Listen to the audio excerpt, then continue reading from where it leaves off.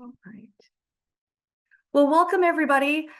We are here to go over basically the nuts and bolts of college and the high school, and we've also invited our K-12 partners. So quickly, my name is Jamie Troggett. I'm Director of Student Services and K-12 Alignment at the State Board for Community and Technical Colleges, and I'm joined here with our amazing partners, which I will get to in just a minute.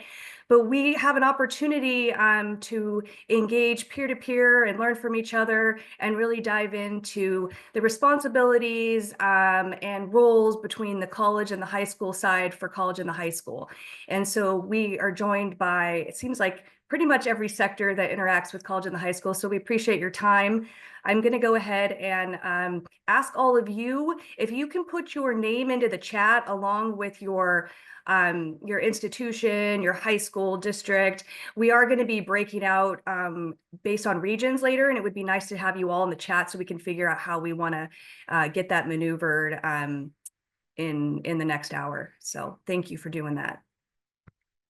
And let's go ahead and go to the next slide. So I am here with some of our partners. I'll start with our guest speaker, Tim, who will do Tim Stetter, Director of University of Washington in the high school, UW in the high school. Tim's been doing this work for a long time. Maybe I'll let him tell you how long he's been doing this. But he's really going to set the stage for what we're going to talk about today.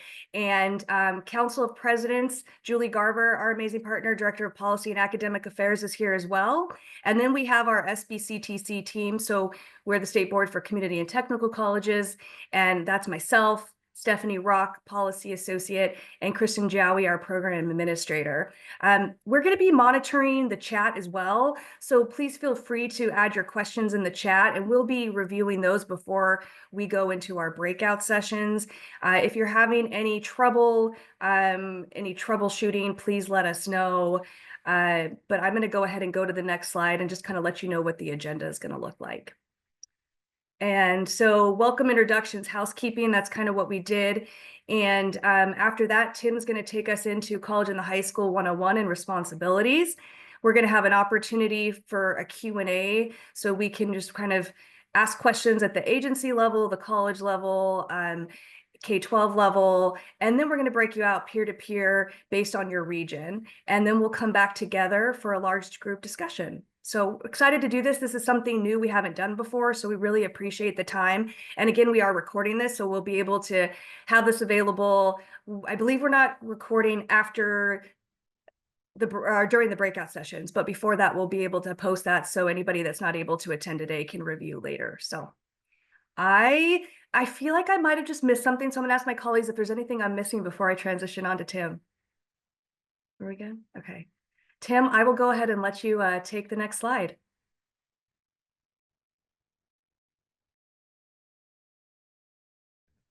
Okay.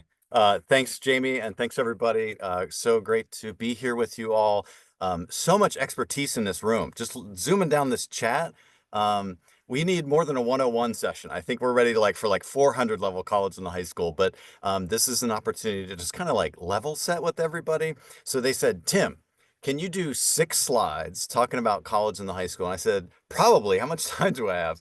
So they said up to half an hour. I don't know if I'm going to go that long. We're going to try to keep some of this high level, but based on who's here, we're certainly going to go a little bit deeper into some of these things. And then there's going to be an opportunity for Q&A, as Jamie said. And then just so key is the ability to talk with other folks about what's happening with this type of program. You're all starting out from different places. And I guess a hope for me, for each of you, is that you're coming away at the end of this session, all these talks and, opportunity to connect with each other, that each of you is coming away with at least one thing that you can do back at your spot. Is it some question? Whoa, now you have a good answer. This parent asks about this all the time. How do I answer it? Oh, I didn't know about that policy. Or, wow, that's a really great resource. I didn't know about that. Or I really need to connect with this person after the webinar. Any of those kinds of things. I hope everybody lands with one good thing as a takeaway here. Hopefully more. So this first slide, deep breath, is what is college and the high school? I can't really start talking about that until we get one term down, which is dual credit. So in Washington State, dual credit is the umbrella term for all the program models in which a student can potentially earn both college credit and high school credit through the same experience. It's an exam-based option like advanced placement, international baccalaureate, Cambridge International. It's an articulation model, CTE dual credit, used to be called tech prep. Maybe it's been so long we don't need to say that anymore. There's running start, students traveling to the college campus or taking a course online taught by the college faculty with other college students. And then there's this model called college and the high school. They're all dual credit programs. And so for college and the high school, that's what we're focusing on here today. I think one of the helpful ways to think about it, and if you're talking with students or parents or teachers about this, um, is the closest comparison is Running Start, because these are college courses. Students are earning college credit and they're registering as if they're a college student because they are. It's the same in a lot of ways. But there are obviously these differences. The student's not traveling to the college campus. The college campus, the college course is coming to the student. And so there's Running Start. College and the high school is like running in place. They're doing it right there in their high school classroom. And it's the high school teacher who's been approved and trained by college or university faculty to teach a college course. Students being graded as a college course. They get a college grade at the end, college credits. And so that's one of the helpful ways of framing that this is a college experience in the high school. It's why we have this word, college in the high school. This second bullet, or I should say that there are more than 20 now colleges and universities offering college in the high school in Washington. And this includes the public 4 years, the independent colleges, the community and technical colleges, even a few out of state colleges and universities are doing college in the high school in order to serve gosh, 700 high schools around the state, not even counting privates. It's a lot of students, it's a lot of schools. And so there's a network of folks doing this work. The college and high school program at the school may be just one course. Hey, I'm doing this English course through this one college. Or maybe it's full blown. Hey, I do 6 courses through this college. I do 2 with this college and I do 1 with that university. The high school can really piece together what is the program on their end that really makes sense for their students. We might say a little bit more about that. And then on the college end, that program generally is set up to serve the schools. What are the schools asking for, the high schools? And what are the faculty and the academic departments? What do they feel comfortable offering, and what do they have the bandwidth and the expertise to do? So there's a lot of negotiation that happens in this college and high school space. It is optional to register for college credit or not. So students can enroll in the beginning of the class, earn college credit, boom, right there in high school.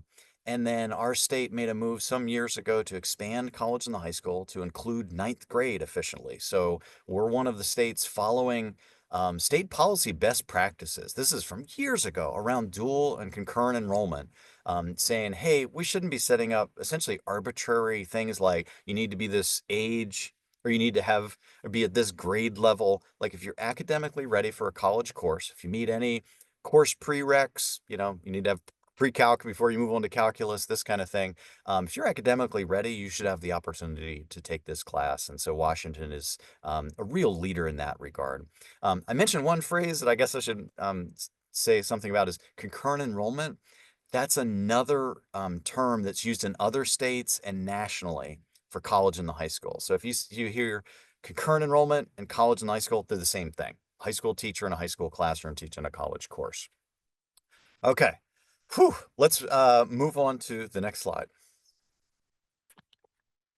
All right. This is an important one is what does the same mean? Because these are college courses in the high school classrooms, and how do we make sure that these are indeed college courses and the college credits mean something? And so there's a lot of infrastructure built around what is the same, what is equivalent here. And so just a couple of examples, like if a teacher in a high school is teaching for our campus, Astronomy 101, there's great flexibility in what textbook they use, how they approach, maybe they have a specialty area within astronomy. But they do have core key learning outcomes, topics that everybody on campus who's teaching Astronomy 101 has to meet. But the instructors on campus get flexibility with a lot of their course, and that therefore is extended to the high schools. But then on the other end of the spectrum, if you think about it that way, that side says, no, any instructor, whether you're on campus or in the high school, you're using this textbook, you're using this pedagogy. Example, Spanish in the high school is only Spanish. There's almost no English. Workbooks, maybe it's some kind of online electronic learning platform, Alex or WebAssign, that all instructors use on campus. The instructors in the high schools may have to use that. Um, there might be a common final exam. We have this for our math courses, for example. The students in the high school are taking the same final exam as students taking these math courses on campus at that time. And then students are actually graded in relationship to the students taking these same exams, taking these same courses on campus.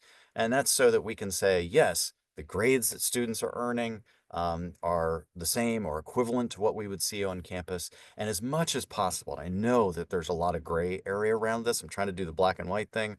As much as possible, we're trying to ensure that students are experiencing the college course as college students on campus are experiencing that college course. And there's a lot of intentionality and a lot of partnership that goes into that. And so that's just some of the discussion around SAME. And I just want to just share one question that's come up over the years, which is, the scenario of a high school teaching a college course. You can think whatever course you want. And then the next year, the teacher's been approved and trained to teach that um, college course, whatever it is. And the students from one year to the students in the next year, they don't see any differences. There's no differences in the course, the textbook, the grading, the pedagogy, the assessments, the projects, group work. Nothing has changed. It went from a high school course to a college course. And so, what does that mean if we get into a space like that? Um, and I'm just raising that because there's a lot of things like, is college actually high school? Is high school actually college? Are we duplicating what students are learning? What does that mean? What are we communicating to students and parents about that? And I'm raising this just to say that for high schools who are offering college courses in high school, it is reasonable to expect that things are going to change about what course you've been teaching, and you might have to be adopting, shifting, or maybe it's even a brand new course coming to your school. So that's a little bit of commentary around same and equivalence we could talk more about. But let's go on to the next slide, which I think starts getting into the state stuff. Great, thank you. So this whole slide is about college and the high school in Washington. Washington State, again, is a real leader in this space because before we made this whole thing free for public school students, we said we need to make sure that these programs, all of them, are running according to the gold star standards for college and the high school that were set up nationally. And so our state requires all programs to be nationally accredited by the 27-28 school year. Until then, you have to do this annual state review process. And where does all this come from? Um, College and high school, also concurrent enrollment, known as that. This isn't new. Washington State didn't create this thing. It's happening in every state around the country. It's been happening in the United States since the 1950s. There are 500, 600, 800 colleges and universities doing this exact same thing. And coming up on 25 years ago, a group of colleges and universities who were already doing this came together to say, how do we make sure that the college credits are awarded for these programs, that they actually represent college courses? Because as you can imagine, and as maybe all of us have had to think at one point or another, and deal with these questions, it's like, wait a minute, these are high school students. It's a high school classroom. It's a high school teacher. How do we know that this is actually a college course? Are these the same college credits, or should we view them differently? Maybe they don't transfer or shouldn't transfer the same as college credits earned by an esteemed professor on a campus, and the students had to travel there, and they're sitting along college students. Um, the group formed an association called the National Alliance of Concurrent Enrollment Partnerships. I won't say that again. There's an acronym for it called NACEP. And NACEP is the professional association and also the accrediting body for college and high school programs around the country. Last count, there's more than 130 colleges and universities with this national accreditation, 9 in Washington, which isn't quite half of the number of programs, but we're working towards that. but there are standards for how college and the high school works. Everything from how are teacher qualifications set? How are the teachers trained? How are the faculty involved? Reviewing syllabi, going to the classrooms to do observations, continued professional development for the teachers, how are the courses evaluated? How is the program doing evaluation and research? How are the assessments happening? Are they paired? Are they equivalent between the high school and the college? Grading, registration policies, drop ad policies and deadlines, like all of those things have been worked through to ensure that programs can indeed say, yes, these are college courses. Students are taking college courses in the high school, and students should know that. Wow, I'm doing a college course. And to be able to document that and to have this national review and approval is just a huge thing for our state. So we are a leader in this regard too, that we are one of the states that is saying, yes, everybody, in-state, out-of-state, independent, public, 2-year, 4-year, you must be nationally accredited in order to continue with college and the high school, or until then, you have to go through this annual review process. So a huge thing, we wanted to make sure the quality was there because there are a lot of students doing these programs, and we want to make sure that they're getting a college experience. Okay. So I think the next slide, all right, so there's a lot of here. Um, just the main thing, you don't even have to like read all those bullets, and I might not go through all of them, but like the main thing here is that college and the high school is an intensive partnership between the high schools and the colleges and others too. I would add these agency folks and council presidents as a nonprofit, um, researchers, legislators who think about this stuff, fund it. Like there's a lot of players that come into this. And in the high school side, you got counselors and administrators, you got district level people, on the college side, you got registrars thinking about this, provosts, faculty department chairs, like all kinds of folks. And it is a serious, intensive partnership. I would argue that there is more intensive partnership in this model than in any other models. Like the faculty are so engaged with teachers and with these courses, the teachers are so engaged with what's happening on campus, and there's all this system and structure around it to make sure that we're doing a great job here. So the responsibilities, here are just some of them, how we make sure that this works, because this is actually a very efficient model. The high school is providing the space and the teacher, and the college is providing a course and materials and the credits and the verification of that. So let me just walk through a couple of these things. So the first bullet are on the college side. The higher ed institutions are the providers of college and the high school. That's really just saying that these programs reside at the college campus. So all this national accreditation business, administering the transcripts and the credits, and how do we select courses and faculty, sending people out, paying for all this stuff, like that's on the college side. So we have a lot of things that we have to do on our end.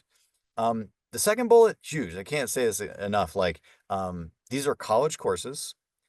We don't create courses for college and high school.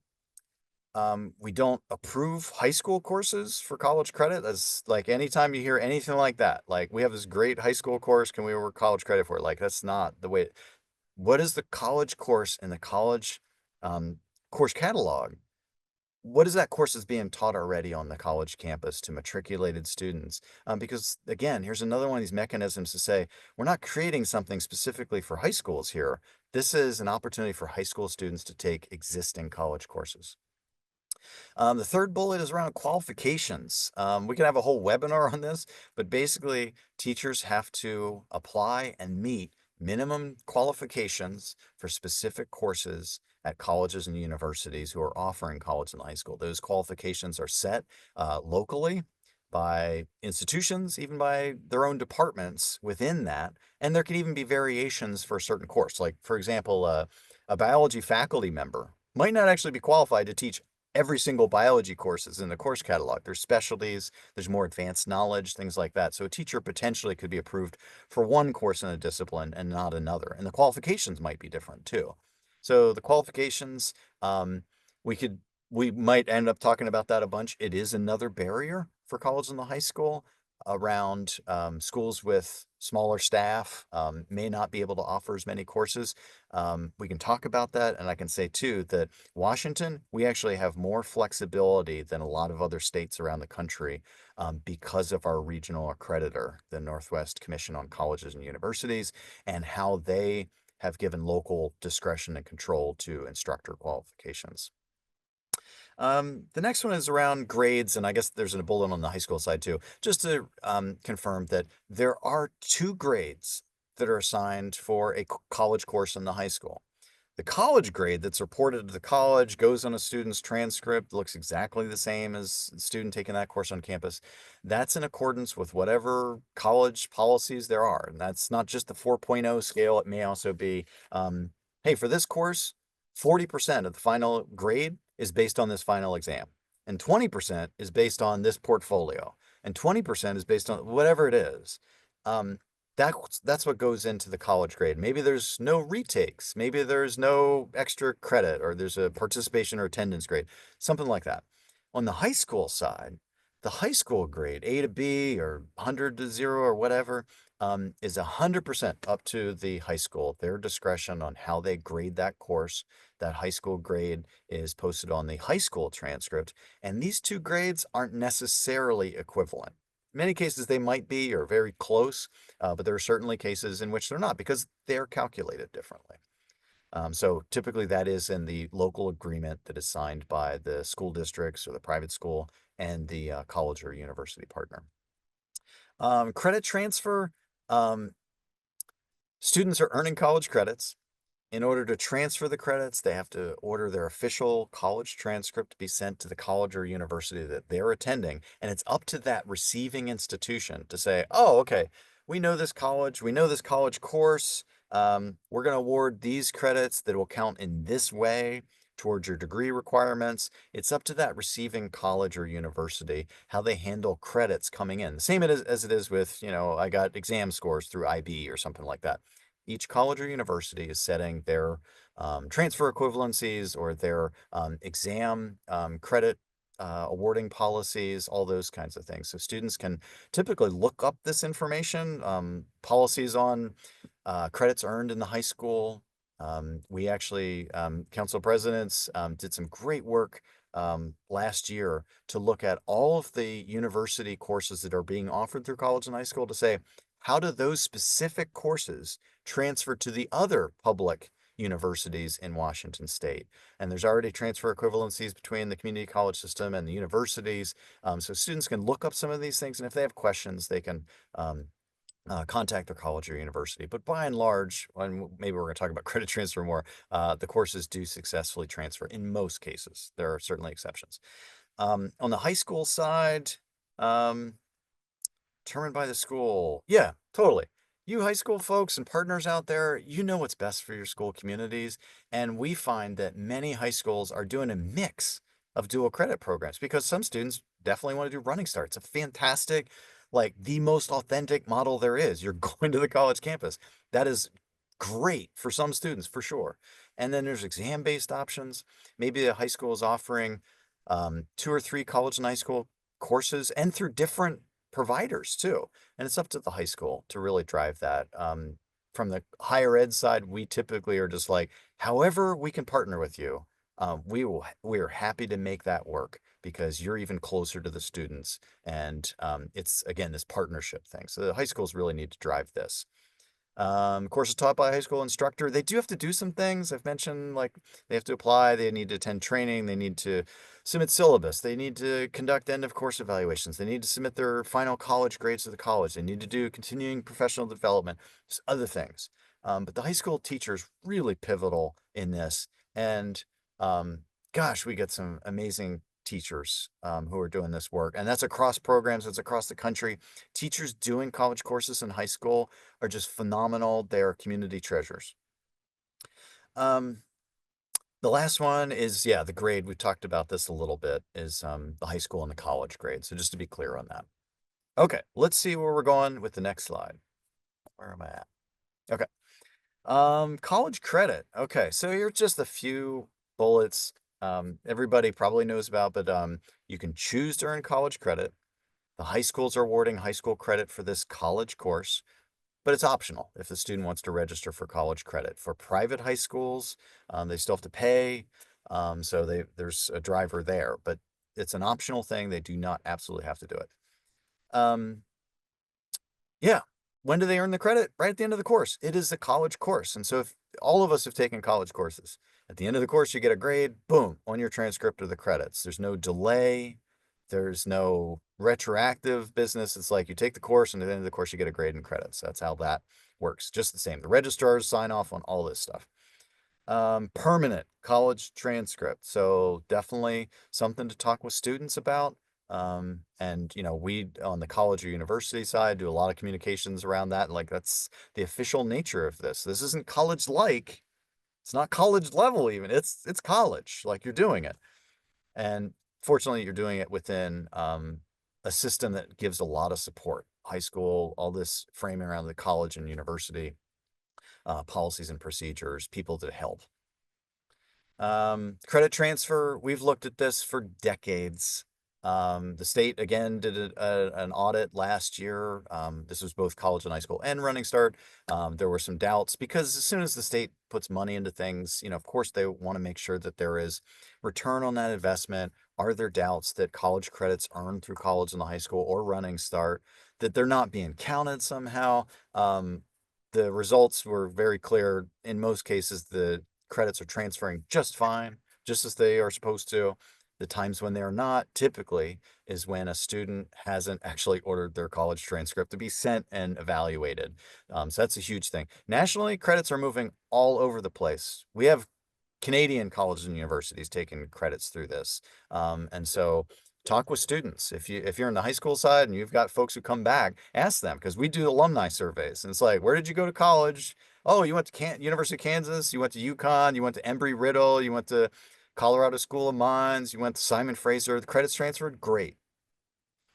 And then yes, boom, boom, boom. You students have to take action. There's no automatic sharing of transcripts. There's a lot of FERPA things around that. So the students have to take action, which is good and it's correct, right? Like these are college students. They have to take ownership of not only their learning, but their learning of some of these administrative steps. Okay, I think we're on to my last slide. Is it my last slide? I think it is. Okay, deep breath, everybody. So costs and savings. So yes, this is the huge news and why many of us are like just so excited about what's happening with college and high school and dual credit in general is that the state continues to up their ability to support these programs, expand these programs, make these programs more accessible, fairer, more equitable. And so for college and the high school starting last school year, public school students pay $0. They used to pay $300-400 for a 5-quarter credit course. Now they pay 0. Private school students still do pay. And Heritage University was approved in a law last year that they are being folded into this as well. So students doing college courses through that college and high school program also get to pay $0 to register to hopefully earn those college credits. And you might have noticed that like I do say they have to earn the credits. So they're not just paying for the credits. They have to do the work. Does everybody pass? No. Most everybody does, but just to put that out there, that is not an automatic thing, and you're not just buying a credit. Yes, saving money and just some of the overall benefits. So we do know that students can save time, which means money. And we also largely see that students just get more flexibility. When they go on to college, they get more flexibility. They've already knocked out a couple of general education requirements, or they've started doing some of the courses towards a minor or their degree path, their certificate program that they want to do. And so it opens up some flexibility for them. At our university, we see that students may have more space to do a study abroad, a minor, a second major, things like that. And also a lot of students say, hey, I'm doing college and high school, I'm doing Running Start, I'm doing all these things. Also to say, I want to graduate with a bachelor's in 3 years, or I want to have an associate's after the end of 1 year, those kinds of things. And then of course, you all could speak to this. just some of the emotional, mental benefits of trying to reiterate over and over again. You're taking a college course. You're a college student right now. You're doing this in high school, and you've got all your peers and your teacher here, and you're learning along the way, and you get that success, and boom, it's like, wow, I didn't know I could do that.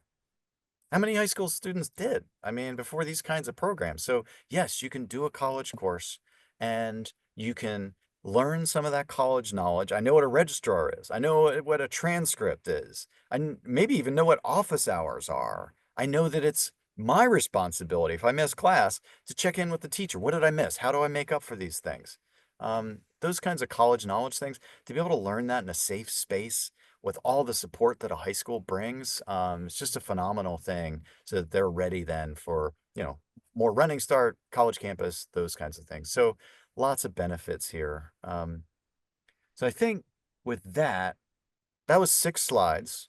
We're just about at a half an hour. Whew. I just want to say thanks to everybody because you're all, if you're attending this, you are somehow connected to students. Maybe it's directly, you're a teacher or you're a counselor, you're an administrator in a school, or you're starting to take a couple of steps back, you're a college person, you're faculty. But like all of us here care about education and students and Washington State. We're all in the same team, even though we're coming from different regions and sectors and backgrounds and all that stuff. Like, it's just an amazing thing.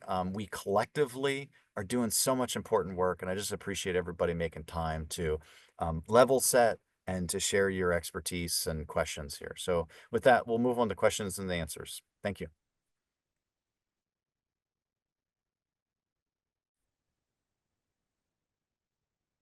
All right, questions. Hello, Tim, Jamie, Stephanie. It's good to see you guys. It's Cannon from Big Bend Community College. Tim, I just wanted to ask, it to your point about kind of how teachers go about, essentially keeping two grade books is kind of what it sounds like for that difference between like a high school grade and like a college grade. Because like I understand if like they have like these are my students that went through the application process, went through the enrollment process for the college credit, and these are the students that didn't. But like how so that's almost like two and a half grade books, it sounds like then. I guess I'm just kind of confused in that regard. Great. Excellent question, Cannon. And that really is going to depend on what course and what school and teacher it is, what grade book or grade book system they have in place. We do know that some teachers are able to do it within one grade book. And then at the end of that grading period, that's when they can just create or calculate their UW final grade based on this, this, this, and this, if it is indeed prescribed by the college or university faculty. And so that does not necessitate having a second grade book. There are some cases where if a teacher's really grading assignments differently, each one, then the college or university is asking as far as rubrics, portfolio, things like that, that may require something on the side. That's generally a discipline and course specific thing that's handled between the teachers, talking with other teachers and their faculty people about how do you navigate this in your school. The only grade that the college or university needs is the one at the very end. We don't need to know any of the other grades, typically, unless there's some kind of issue that comes up. And so it does vary. How do teachers handle that in their grading schema? This is Julie, the council presidents. Also, at the state level, we recognize that there are different grading scales or different grading policies between the high schools and the colleges. So a really great example is that there are some school districts or schools that have chosen not to award an F in the scale grading scale. The public baccalaureate still do award an F. And so there are some decisions that are different that are reflected that also impact why there is a recognition that there may be two different grades. Okay, awesome. Thank you, Julie. Thank you, Tim. I appreciate that. Someone in the chat asked, is there any current state policy or procedure available for current college and high school teachers to refer to regarding 504 accommodations in college and high school courses? Can college and high school teachers implement HS 504 plans in their college and high school courses? Thank you, Kristen. So, and Julie, I was about to do exactly what Julie put in, so thank you. Julie posted the FAQs around accommodations in college and the high school. I don't know how deep we want to go into it, but we've posted the question and what the answer is regarding accommodations. The big thing is not altering the curriculum. But I'll leave it like we could go into detail, but I'll let you all read. And if there's further questions, happy to answer. But we did update this last year.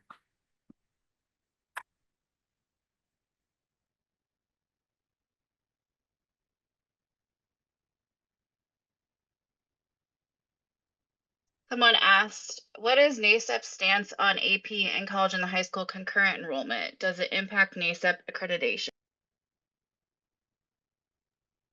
I think if I can take a stab at this, I think the question is around what we in Washington called co-delivery. And it's where if a course can fulfill the expectations for the College Board for AP psychology, and also fulfills the expectations for the college and their Psychology 101 course, can a teacher deliver both of those simultaneously? And so students have the option to take the AP exam, to register with the college, both or neither. That's co-delivery in our state. And there are some cases with our program, there's only one course that does that. It's a computer science course. But I understand that there are maybe some other co-delivery situations out there. Oh, yeah, I was talking about that. I Oh, didn't use the right words. oh, perfect, perfect. Yeah, so co-delivery, totally. Okay, so Julie posted in there some of the Q&A on that. What is NASEP's stance on this? There's a little bit of commentary in the NASEP standards guide around these kinds of co-delivery. They don't use that term, but co-delivery situations or third-party vendors like, Project Lead the Way, this kind of thing.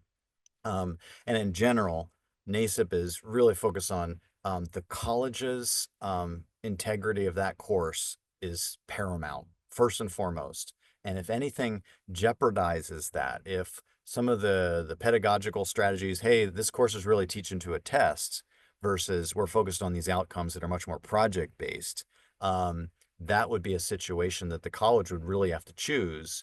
Do you want to continue with that course and be NASEP accredited, or do you really need to peel that out? And with our program, we've seen more of that. We've actually shaved off a couple of other co-delivery courses over the last couple of years because it just wasn't working out and the tension was growing. So NASEP's stance on this is it is about the college course. If something can happen on the side and not jeopardize that, and if the state permits it, and if all parties are okay with it, then maybe you have something, but you'd also have to look at what college credits are awarded for an AP exam, what college credits are being awarded through the course itself, because sometimes they are the same, like Psychology 101. Sometimes they're actually different. And so students could be earning 2 or even 3 courses worth of credits through both of those models. And so something to be really mindful of on the program side for sure. Tim? Someone asked, do you have some specific examples of discipline-specific professional development? Is there a list of examples that other colleges have done? Yes. NASEP is actually a great resource for this. There's a research brief, if I like during this time, I'll track it down. I was one of the co-authors on it, and it was about professional development and some examples from different colleges and universities. But you know, teachers getting together and they're doing a lab together for chemistry, and they're talking through how have you done this with your high school classroom? How do you do it on the college campus? Oh, we're actually revising this. You do and discuss a lab together. You have a guest speaker coming in to talk about some kind of innovation in engineering, and the teachers are talking with that faculty person and that's being guided by the faculty coordinator or liaison specific to that course to enrich their discipline-specific knowledge. And that's what this NASIP standard and professional development is all about, discipline-specific. If you're teaching math, boom, you're digging deeper into math. So you have what's new in the field. Let's dive deeper into this troubling area that always hits for the course. Let's look at our pedagogy around math, and you're working with teachers, and it's guided by the college faculty person or persons of that. And so professional development takes a lot of forms, but we do, work clock hours and all these kinds of things. I'll pull up that research or that policy brief on that, and there may also be some examples. Oh, certainly within this group. Raise that in your small group discussion, because anybody doing college and high school can speak to some other examples of what their faculty are doing with their teachers.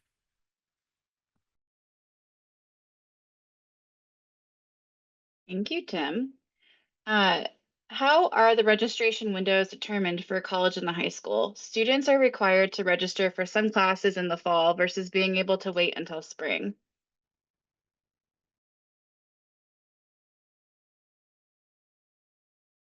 Anyone else want to chime in on this? I can talk about that. It's based on when does the college material start. That's NASIP's key standard S1 or student one.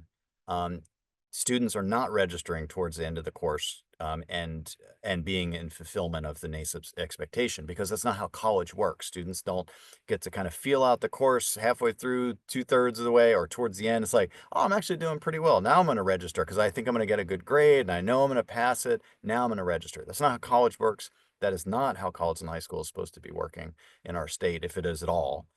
So when does the college course material start? If it starts in the beginning of the school year, whether it's a semester long or 2 trimesters or even a full school year, that's when students are supposed to be registering, because it is an autumn start course. That's when the curriculum has started. If a course, the college course doesn't actually start until second semester, let's say first semester is some kind of high school course or some kind of preparatory course, and then the college course actually starts second semester in February.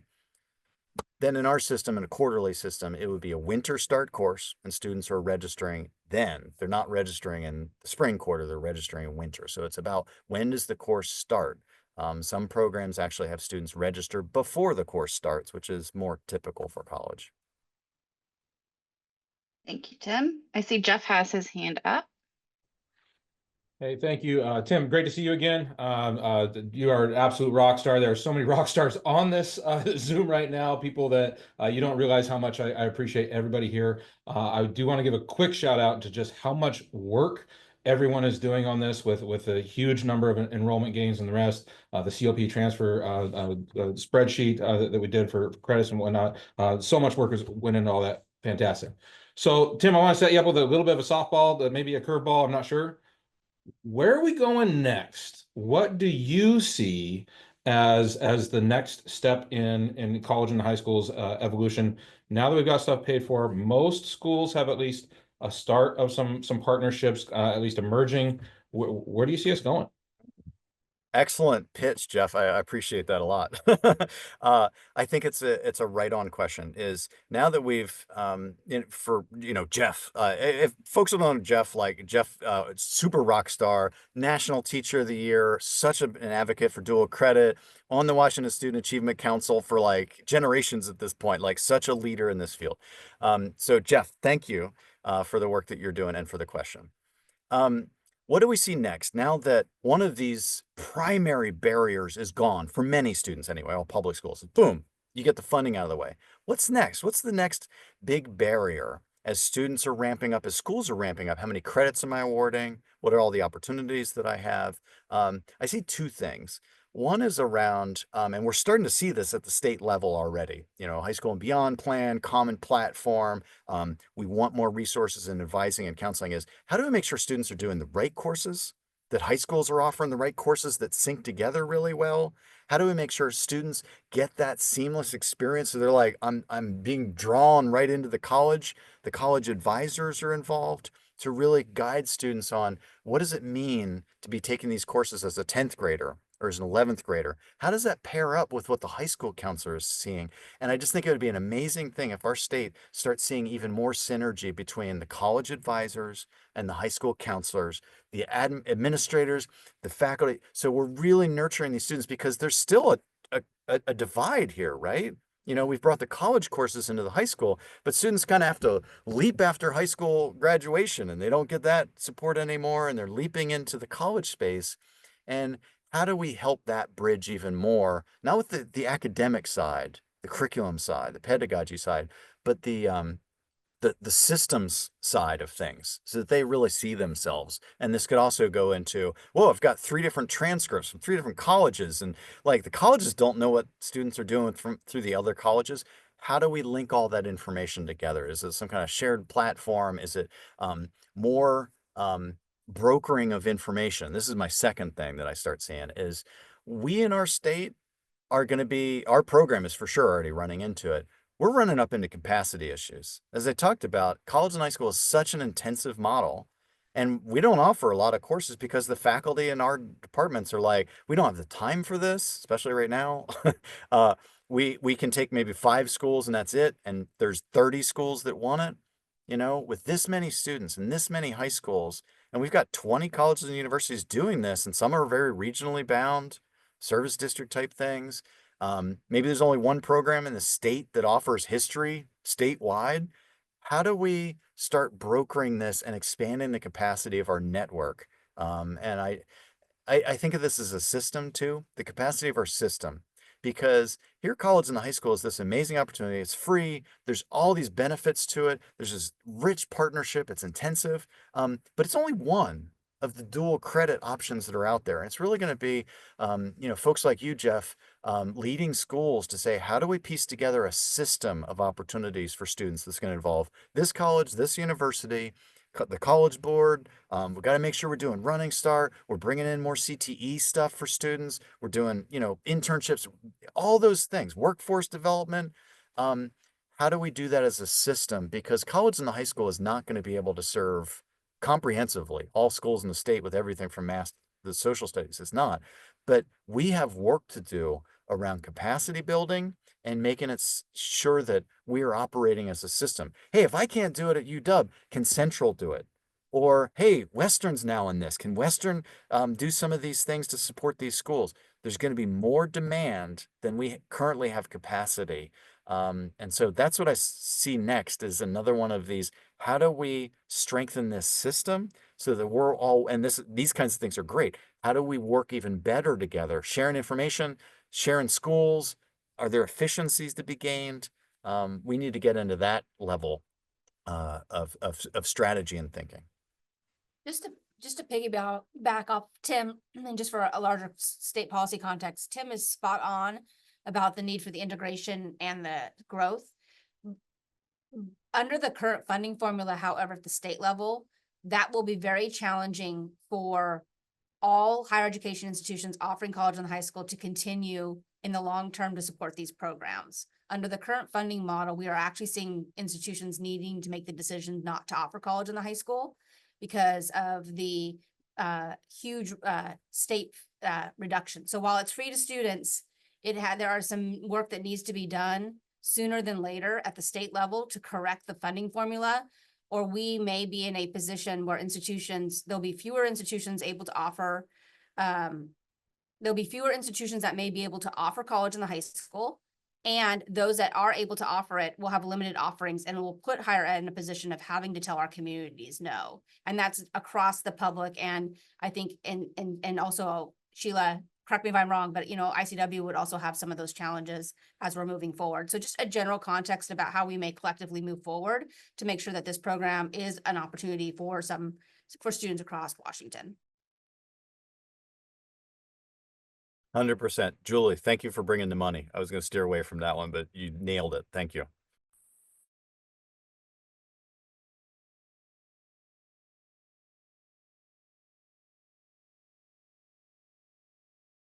Other questions? other- Oh, sorry, Oh. Kristen.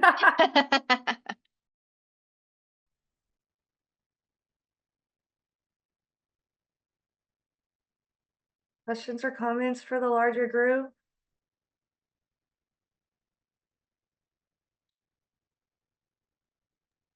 Is everyone ready for their breakout sessions? Woohoo, let's do it. Yeah, we've been working, mostly Kristen has been working diligently behind the scenes to break everyone up by region. So thank you so much, Kristen, for your diligence and work trying to sort folks out. And thank you everyone for putting all of your information in the chat. That's been very helpful. So let me pull the slides back up here and we will move on to our breakout groups here.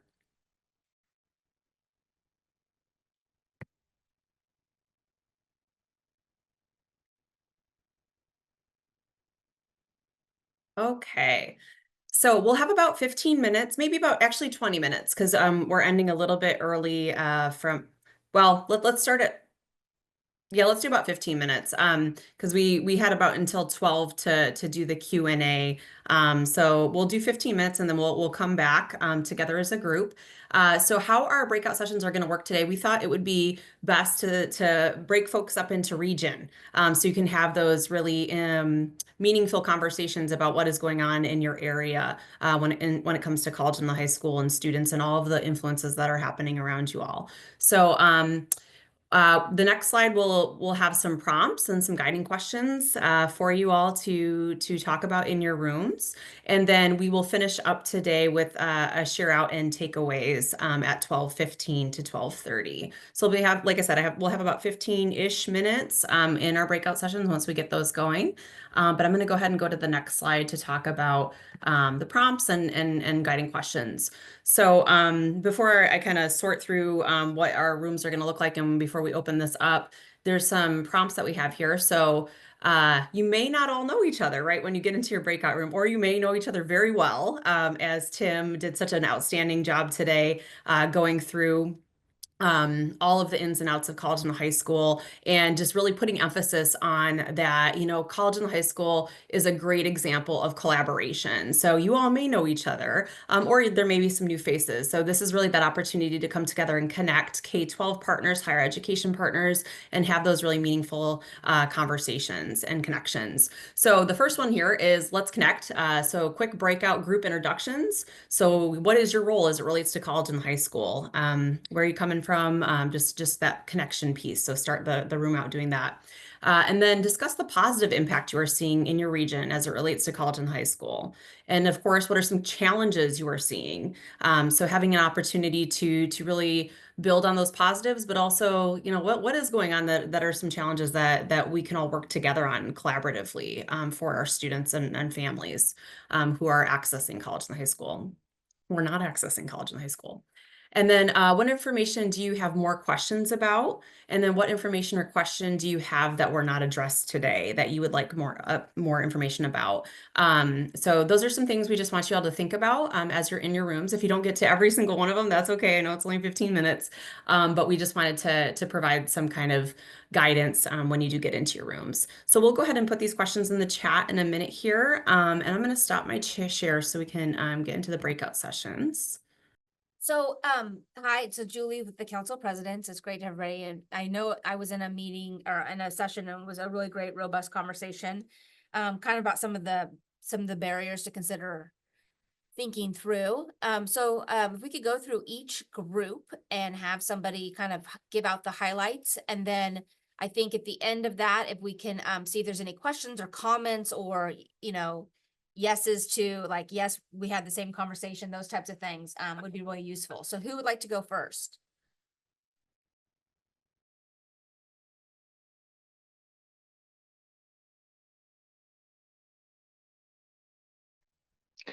I'll break the ice, Julie.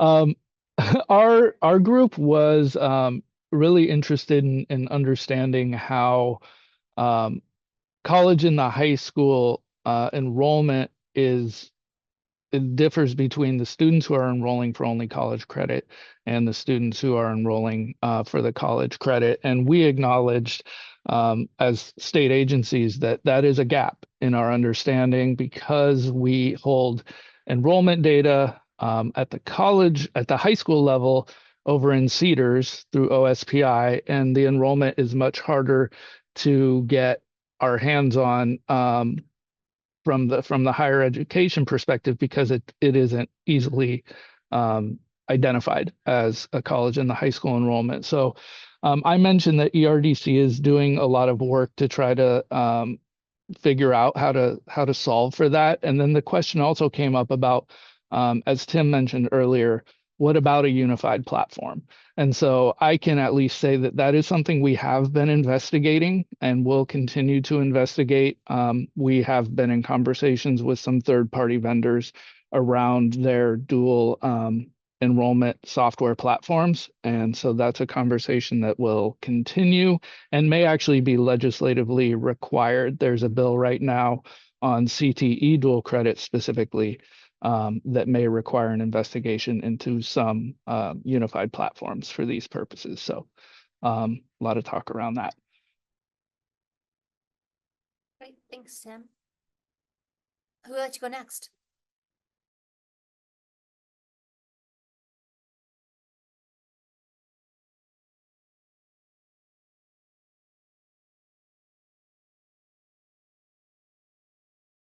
I'm happy to just quickly run. So we had a lot of our Eastern Washington and some North Central. I'm not going to go through the ESDs, but I think a lot of it was around just celebrating some wins. And shout out Columbia Basin College is going to be starting up a program, which is really great. So just kudos to Cynthia. She's been working really hard on this. But also I think it was an opportunity.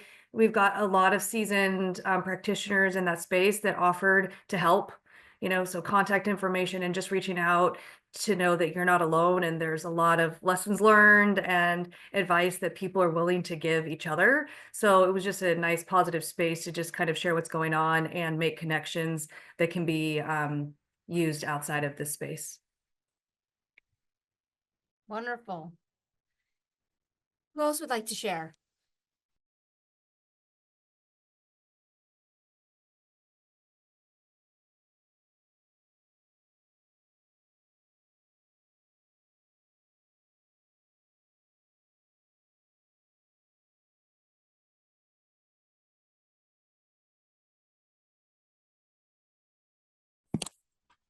I'm happy to hop in and share. The group that I joined, there was really a lot of excitement around college in the high school. So it's great to see that folks are clearly thinking about how college in the high school opportunities can fit into various pathways that kind of create an on-ramp into higher ed, rather than individual offerings here and there. A couple of the things that I heard in the group was interest in helping students identify their college and high school credits and know where to go in order to request transcripts and share those out when they need to transfer that credit. And then also there's real interest, I think, in supporting the admissions and registration process, sort of like what Tim had just talked about. There are folks on the K through 12 side and the higher ed side, and their systems don't talk back and forth.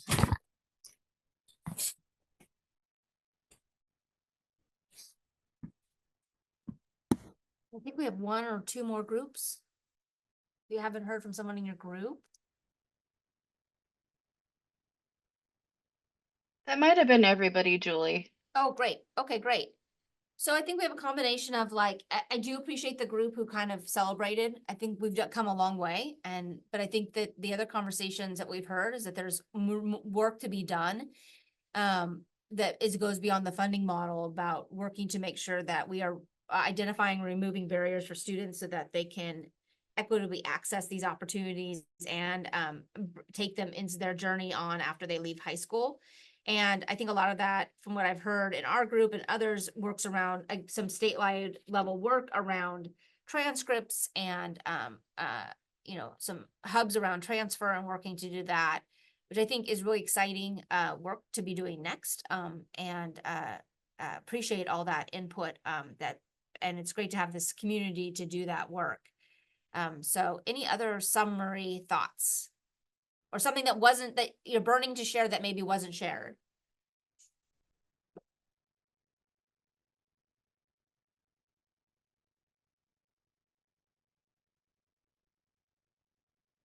Great. Any final questions or answers before we kind of depart with the usual, here's contact information and what's next before we leave?